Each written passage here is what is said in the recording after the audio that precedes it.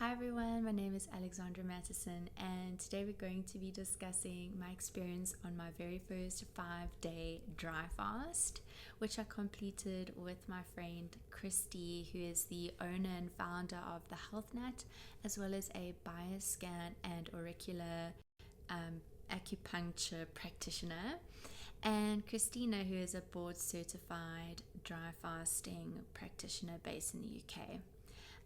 I'll add their details in the description below, so you can check out their IG accounts. Please note that I'm not a medical practitioner, and this is not medical advice. This is just talking about my experience on a 5-day dry fast. Okay, so what is a 5-day dry fast? You might be asking yourself. Basically, no food, no liquids, no bathing in any way, so no washing hands, no brushing teeth, no showers, no baths, no nothing.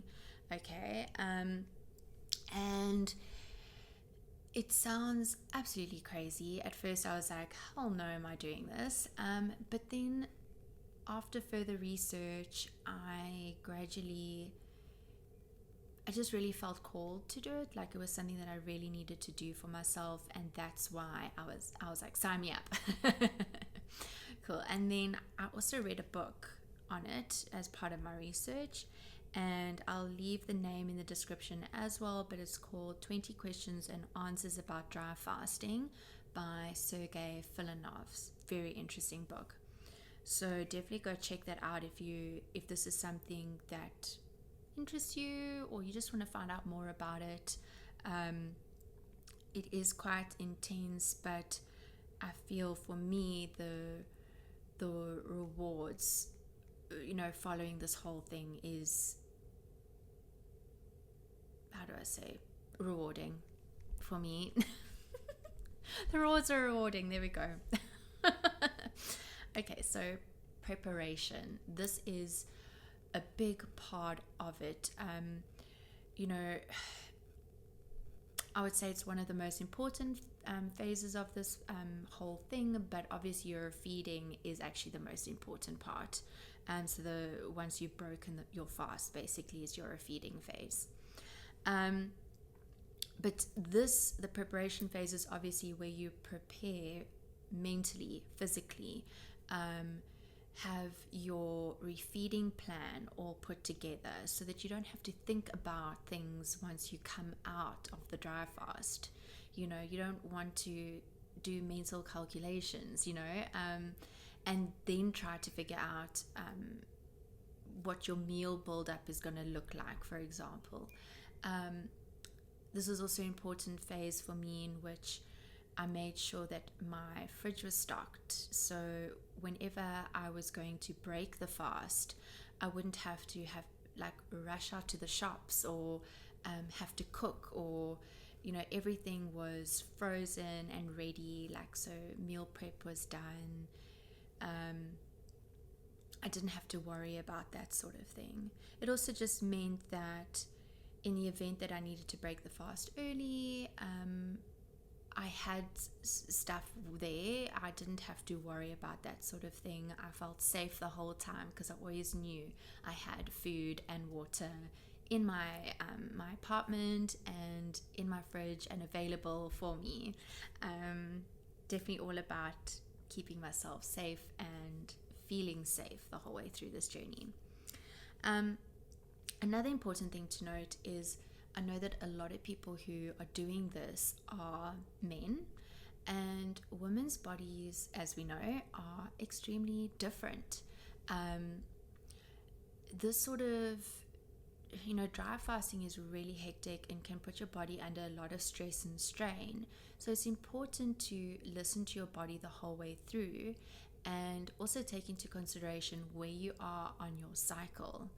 So I had to plan that in as well. You can't do it in part of your cycle where you're feeling tired. You want to go into this dry fast feeling strong as possible. So based on that, I did mine after my menstrual cycle, so it was more my follicular and ovulation phase of my cycle. So that way, I felt strong.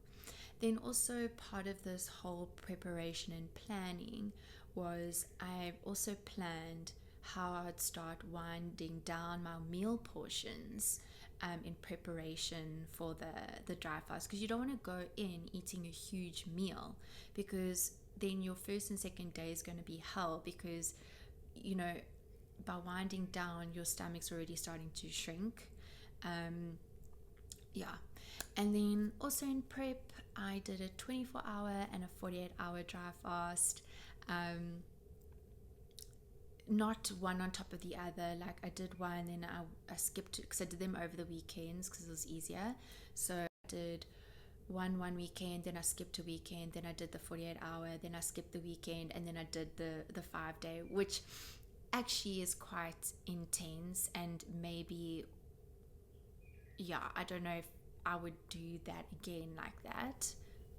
Then another thing was I actually didn't need as much prep as what I would say the average person would need, because I don't drink coffee, I don't drink alcohol, I don't smoke, I don't take pharmaceutical medications or chronic meds.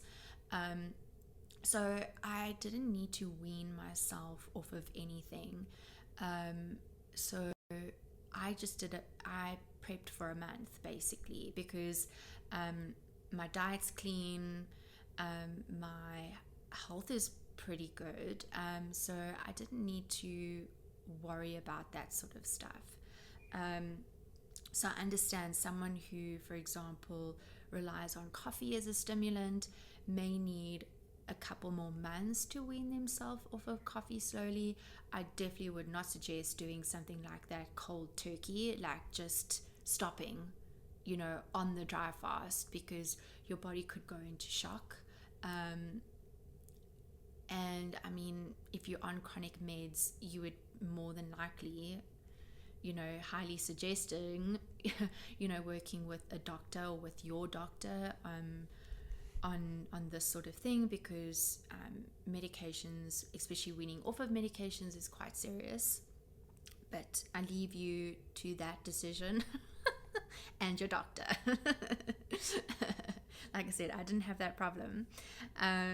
So another big part of this preparation phase was making sure that I had a support system in place as well. I did this in my own home, but I wouldn't suggest like just doing it and not telling anyone. Like for me, having Christie and Krystyna there, us doing it together and being able to talk through our experience, because we all experience this very differently from each other. And any time that things got a bit tough, like having them there to talk things through really did also make me feel safe. So I'm sure you can hear what I'm saying here. Making yourself feel safe is so important, because it is such a mind over matter thing, especially when you tell yourself, you don't need food. You've got stores, you got your fat stores to live off of. You've got internal water to live off of. You need to having that other safety stuff going on, like it really helps to calm you throughout the process, believe me. So definitely my top priority was to feel safe. Now, on the actual 5-day, I hit a bit of a slump earlier than expected. It came on the second day, where most people feel it on the third. But I think it was because I had done the 24-hour and the 48 before, so I had reduced my inflammation already. I had been detoxing already. My body was used to, starting the process of feeding off my body stores, basically, that I think it just worked through everything a lot quicker when I started the 5-day. But I was monitoring myself really closely. For example, I have my own blood pressure monitor, so I was checking my blood pressure constantly, making sure that I was fine and nothing too hectic was going on, because as I said before, like, should I have felt unsafe or medically not in a good way, I would have broken my fast earlier. Cool.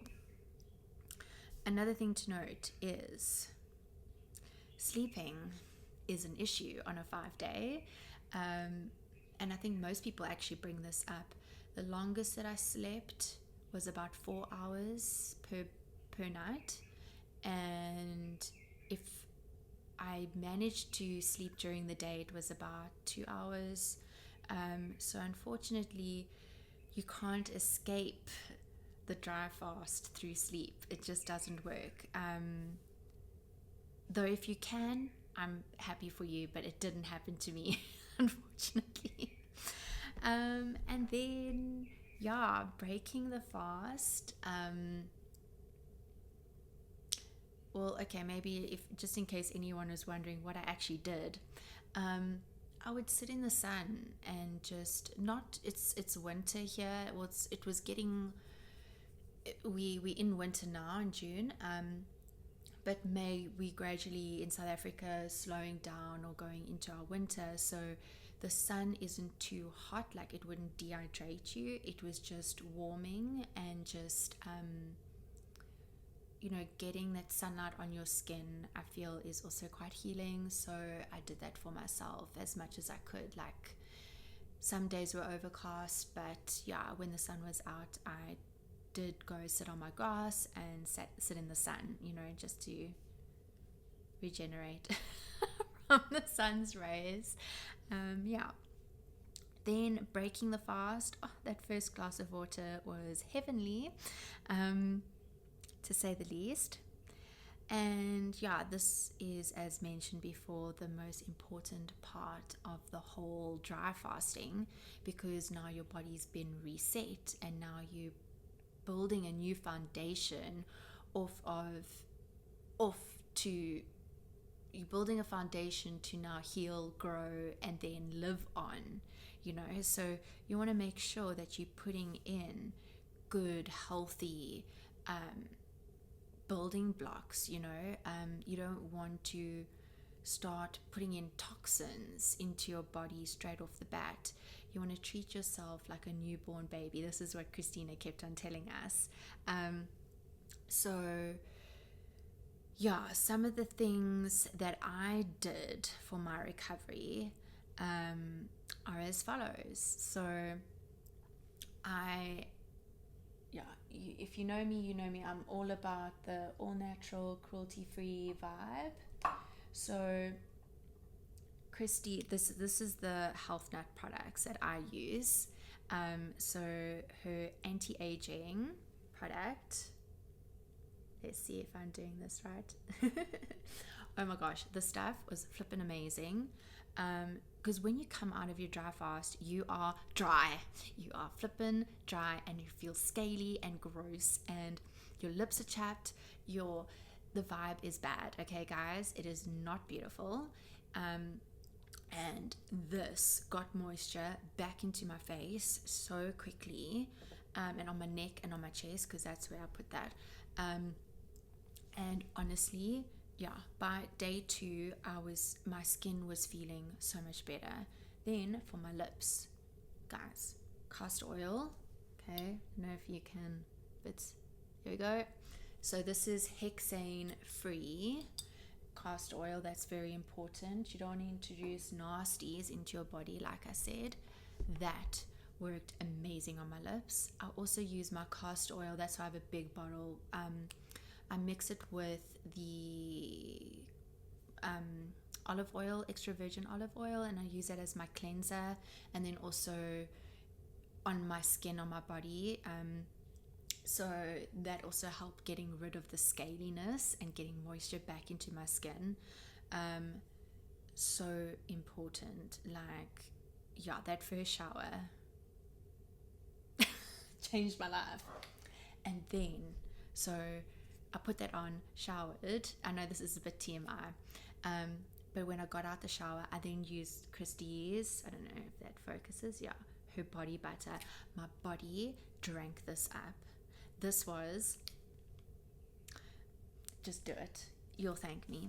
And then, yeah, so that started me off, and I was using this routine, like, well, it is my routine basically, but yeah, that just literally got my skin back up and beautiful again. Then, so for your first, so day 0 is the day you break your fast. Then you got day 1, which is the following day. So day 0, you liquids. Day 1, you liquids. You only start eating day 2, day 3. And when I say eating, you like 2 scrambled eggs. You know what I mean? Like, you have to keep it so light. Everything's dried out. You know, you need to start waking everything up, all your organs up really slowly, like your stomach, your gut, all of that. So day 1, no, where is it? Oh, I didn't bring the bottle, but I used Christie's the Health Nuts Live 32 probiotic. That is a probiotic I swear by, honestly. It has really helped me on my healing journey, even building up to this. So that's why I'm like, I've been in prep for this 5-day dry fast for like over a year now. And then once I started the probiotics, I took that about day 0 in the evening. No, I took that day 1 in the evening in prep for when I was going to start eating. But day 1, I started taking her colostrum. You see that? Yeah, the stuff. Just don't ask, just do. What? Run, don't walk. Literally, it sorted out my energy levels. It helped me to feel like build up my strength, feel stronger quicker. Honestly, it got me back up and running so quickly after the dry fast, because my energy levels, they were pretty bad. I was very tired. It helped me to get going, get back into the swing of things, because by day 3 I was back at work, like I needed to be functioning. And then what else? And then obviously I started then reintroducing my collagen. I love her collagen product as well. Definitely go check out Christie's The Health Nut store. Check out her Instagram. I just love her products. Obviously I take more than just these, but these were, I would say, the basics for coming out of your dry fast, like refeeding, in the refeeding plan. They are definitely good building blocks for your continuous healing going forward. And then eating clean. Don't go now sugar and all of that, guys. What else did I leave out here? Let's just check. And I know we can't avoid toxins. I mean, it's been about, I think, 3 weeks now, and I just got my nails done. And I just got my hair done. It's life. We can't fully avoid chemicals. It's in our water, it's in our air, but we do what we can. You can only be mindful about these things, and don't be too hard on yourself. But I just think that this journey really was a journey of self-love and really listening to my body and listening to myself. And even though this was an intense thing that I did, I truly feel, like I said, I was called to do it, and it will bring a deeper healing than I could ever imagine. So that's why I did it at the end of the day. But cool. Go check out Krystyna, go check out Christie. And if you have any questions, you can let me know.